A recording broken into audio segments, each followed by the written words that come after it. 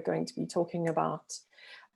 Today, what we're talking about is skills and upskilling, and how to figure out what you're actually going to offer as a service in your VA business, and how to choose the skills, and how to decide what your expertise is, and how to figure out what sort of services to offer, and all of those sorts of things. So I thought today we would chat about those things, and I think Danielle on our team who suggested the topic, and I think it's a fantastic topic and something that's really valid. So something that I recommended, and I think I recommended it in a couple of the other lives, was to sit down with a Word document or a Google Doc and put in a numbered list and literally start typing out every single thing that you've ever done in a job before. And if you haven't worked in a job before, think about the things that you do in your life. You'll be surprised how much you actually do that is marketable as a mom or as an individual in your personal life. Things like driving and obviously not necessarily the greatest virtual jobs, but there are related things that you can come into it. So maybe you have helped your mom or your partner in doing their logbook for their work, or you help someone do the bookkeeping and you send out invoices and make phone calls, or you have phoned and made appointments and you somehow manage to keep all of your kids on track and at the right place at the right time. Now that takes a certain amount of organization, and those are marketable skills. There are a lot of people that would love to have someone run their diary and make sure that they're at the right place at the right time and they're on time and they've got the things that they need with them. And think about social media, scrolling on social media. You, by default, have an idea of what social media works and what social media doesn't work, whether you are working as a VA or not. You can certainly advise clients that, yeah, no, that's not something I would click on. And that is valid advice. If you are vaguely in the target audience of that particular client, you can make those sort of suggestions, and you can turn that into a job. One of the biggest things that a lot of the really big coaches that we work with do is they pay teams to actually do their social media engagement. So that's literally sitting on social media on your phone and liking and commenting and just making sure that you are, but they want someone who's a real person. They don't want robots. They want a person who's going to reply to a particular answer, or check in with the clients and go, so-and-so's posted this, do you have an opinion? And they can send you a voice note and you can type the response. And it's those sorts of things. And it's literally going and finding the right sorts of clients to follow on Instagram and social media. I had one client where I spent an hour every day for 6 weeks copying and pasting responses into LinkedIn conversations. That was my job.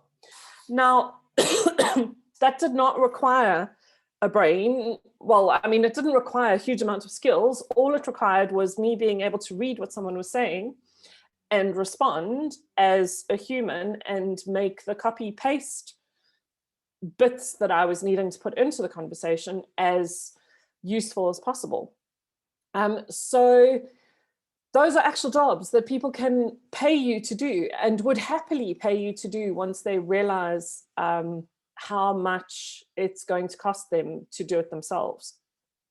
And so I think it's really important to think about the things that you do every day. Think about the things that you enjoy doing. Maybe you enjoy cooking and you know quite a lot about different cuisines. So maybe you want to really get into working with recipe bloggers and helping them to create their recipe blogs so that it fits in properly and pulls through on Google recipes and pulls through into the various recipe apps that are out there. Maybe you really enjoy, maybe you've worked with real estate agents before, or you were a real estate agent before. And so you know a lot about that industry. You want to work in skills and you want to market yourself to people where you can identify with them, and where you can use the skills that you've used in previous jobs to market yourself to those people. So those are kind of like the really good places to look at the skills that you already have. Things like phoning and making appointments. Are you the person who's really good at negotiating at the returns counter at Woolworths and you always get your money back? Or you, those are negotiation skills. And if you're invested in doing that for someone else, are you like me and can't stand, and your icons have like maybe 1 to 5 notifications. You just can't stand all those notifications. And you have to always have everything cleared and read and be on top of everything. Well, that is a really marketable skill as a VA. So that is really something that you can market. Tell people, I hate seeing those little red numbers. I make sure I've read every notification. You could market that skill in social media. You could market that skill in inbox management. Are you kind of obsessive about things being in folders and neat and being easy to find and those sorts of things, whether that's in your own home or in your inbox? That's a marketable skill. So these are the sorts of things that you can sort of think outside the box as how you can market yourself. It's not just about admin and typing up minutes or typing loads of information that someone's handwritten. I have done maybe 5 hours of that in the last 4 years. It's just not something that I'm really good at. What I'm good at is sorting our clients' inboxes. I'm obsessive about labels and folders and having stuff easily accessible and being able to find what I need when I need it. And so like a client literally just said to me 15 minutes ago, nobody clears an inbox like you do, Bianca. And I'm like, that's my superpower. I love it. I want to make sure that I'm on top of everything, that I've read through all the emails and I know what's going on in my clients' lives. So that is one of the things that I'm really good at and that I market as my skill. I'm also really, really good at understanding a client's voice and speaking as a client. So my favorite story to tell when I'm talking to a new prospect who's asking me, like, how do you do inbox management? I mean, surely everyone knows that it's you. And I'm like, well, I have one client who was a client of a client who was a business coach, and I was her VA and I handled her inbox. Then I have my web developer client and I handle her inbox. And so coaching client was referring client C to web developer client. Web developer client was going to do the work that she needed and needed to email her, but also wanted to introduce her to me as a virtual assistant because she knew that she would need more help than just what she was going to do or that business coach was going to do. So business coach had already spoken to web developer and explained the story. Web developer had said, okay, that's fine. She'll do the website and she'll refer to me to do email marketing. So I, Bianca, sat in coaching client's inbox, sent out an email to this client, introducing the web developer, going, hi, so thanks so much for asking about this. I'm referring you to Chantal and she can tell you exactly what she does. So off goes. Open up Gmail tab number 5 at the time to receive that email in web developer client's inbox. reply, hey, oh, thanks, Chanel, so good to receive your referral. Hi, clients, so excited to be chatting to you. Thank you so much. Blah, blah, blah. I really want to introduce, I can do all the website stuff, but I don't really deal with the email marketing. For that, you want to chat to my VA, Bianca, and copied me in on the email. And then I went into Gmail tab number 1 for mine. I went, hey, so good to meet you. Thank you so much for the email, Chantal. Hi, client, here's our information. This is what we do, blah, blah, blah. And then continue to have the conversations in all 3 inboxes separately. Eventually, client C became our client. And it was 3 months later that she realized that I'd actually had all of those conversations, because I started doing her inbox, and she realized that she couldn't tell the difference between when it was me and when it was her, and her clients couldn't tell the difference either. So, I mean, that's not necessarily a marketable, I mean, a trainable skill. It's not a skill that I went and did a course on how to talk like my clients. It's just something that I'm naturally quite good at. And so it's ended up being a skill that I'm really good at, and that gets used quite a lot by a number of our clients.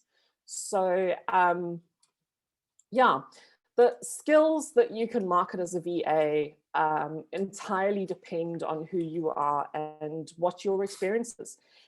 And some VAs specialize mainly in numbers and bookkeeping and following up on credit notes and debtors, the people that owe you money. Sorry, Adrian. And they specialize in that because that's their happy place. That might be what they studied. But it could also just be that they just really enjoy being in that space and seeing the numbers and the graphs and being those sorts of people. I'm not one of those people. You can ask Adrian. And some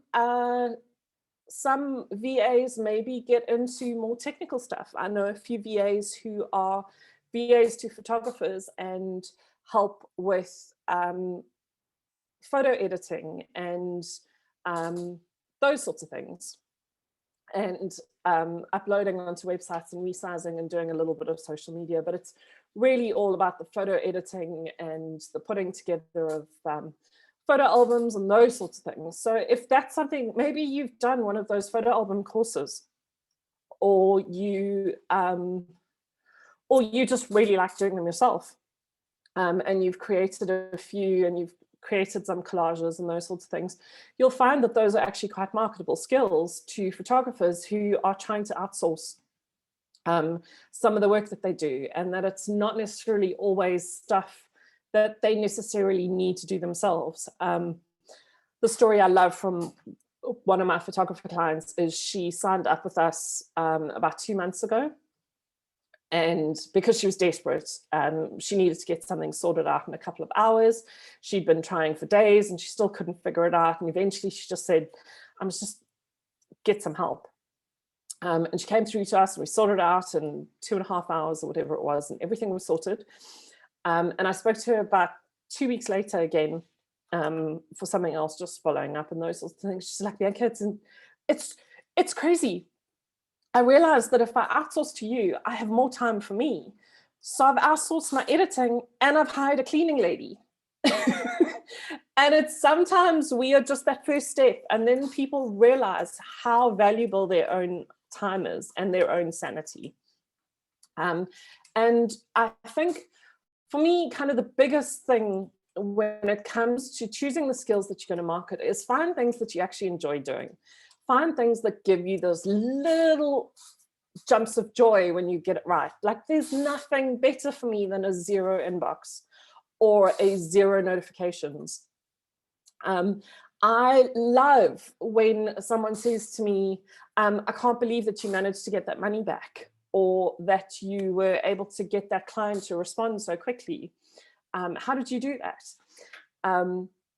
Just those sorts of little things that really make a difference in your skills. So Rather do the things that you love, do the things that get you excited, do the things that you find yourself doing for hours and hours on your own, even if you're not getting paid for it. Those are the things that are really marketable because you'll enjoy doing them and you bring your passion with you.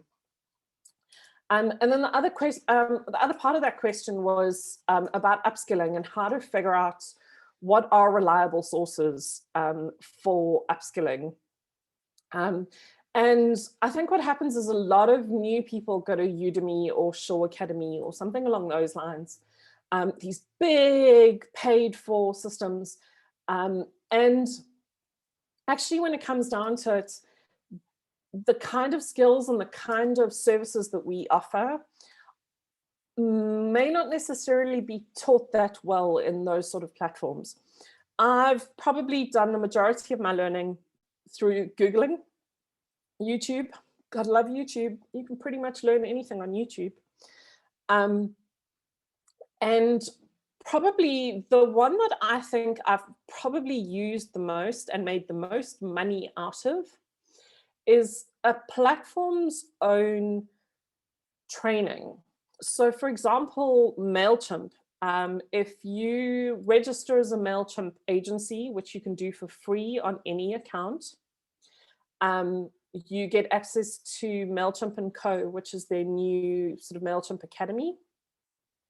But long before that even happened, I would just read all of MailChimp's documentation. I would literally follow every link and read the information and follow and make notes and put everything all together in one place so that I could kind of gather all of that information. And I'm completely self-taught when it comes to MailChimp, and I now teach 3-hour workshops on MailChimp to people based on that knowledge that I've gathered literally just through reading everything that's in the MailChimp knowledge base.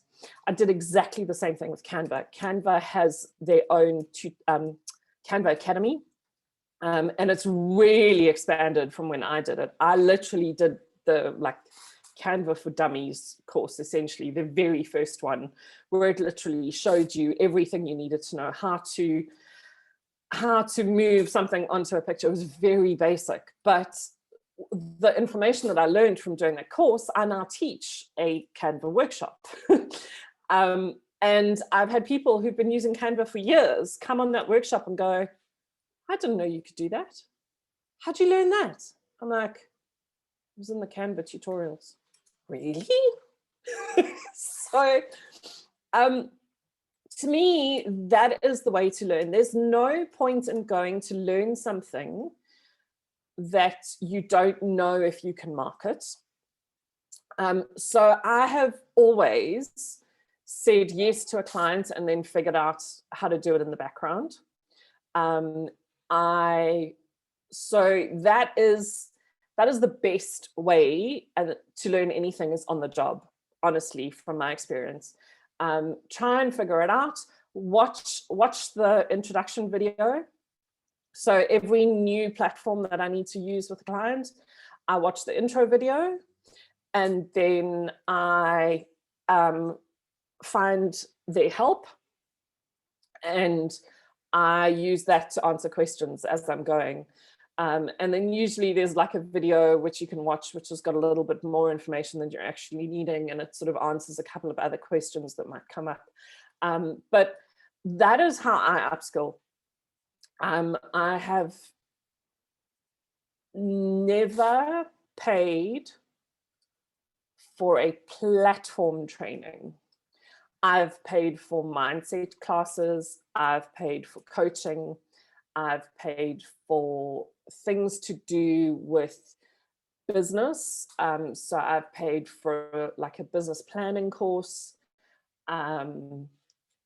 But I have never paid for any courses that teach me how to do something, how to work on a platform. I would rather Google or follow that platform's instructions. There are loads and loads of options. There are lots of people that specialize on YouTube, and probably kind of the best way to find reliable sources for upskilling on YouTube would be to get referrals. So we've discovered a fantastic ClickUp resource on YouTube. She's just amazing. Her videos are short and sweet and so useful. And so she's a fantastic discovery, but she was referred to me by 3 different people, all within like the same week. It was very weird. But yeah, so as far as upskilling goes, number 1, go to the source. So whatever skill you're trying to improve on a platform or something like that, even things like Google email, Gmail, and those sorts of things, they have training videos. Go and watch the training videos. You'll be surprised at the amount of information you can find in those help. And that honestly is, for me, is the most marketable skill as a VA. You can have almost no like training, but if you know how to Google properly and you know how to find, sometimes they're hard to find, the help section or the documents or the knowledge base for a platform. Between those 2 things, you can pretty much teach yourself anything. And so I'm here telling you that I have a degree in psychology and applied language studies. I worked as a travel agent for 10 years. I have no formal secretarial training whatsoever, except for 1 semester of end user computing in 1996. So, I mean, you can know how high grade the computers were then.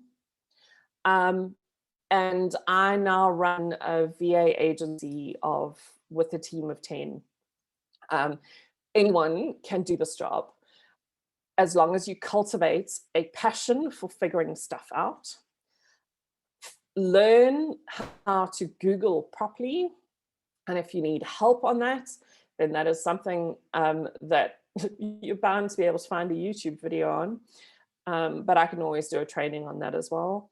And learn to figure out how to use the help on any platform that you're working on. I think between those 3 things, you can have every success as a VA. I'm going to quickly switch over to Facebook and just check if we have any comments on the live.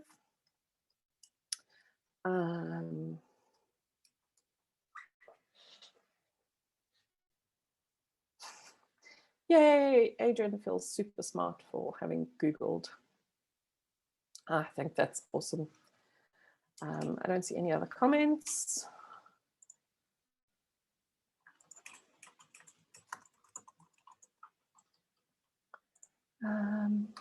Yeah, so I think that's it. So again, just a reminder, write down your 100 things that you can do for work, any 100 things. And I mean, like I said, it can be things that you do in your personal life, things that you've done at a job before. Get creative, think outside the box. Just think about all the things that you've ever done. Make that list and then start to highlight the ones that could be marketable. And remember that just because you don't think it's a skill that can be marketable, there isn't someone else willing to pay for it. Because if anyone worth their salt in a business has worked out how much it costs them to do their job per hour, they will outsource anything that's going to cost less than what they are worth per hour. So that's Bianca from VA Bootcamp and WAM Workspace, wishing you a happy Wednesday and can't wait to hear all your stories of upskilling.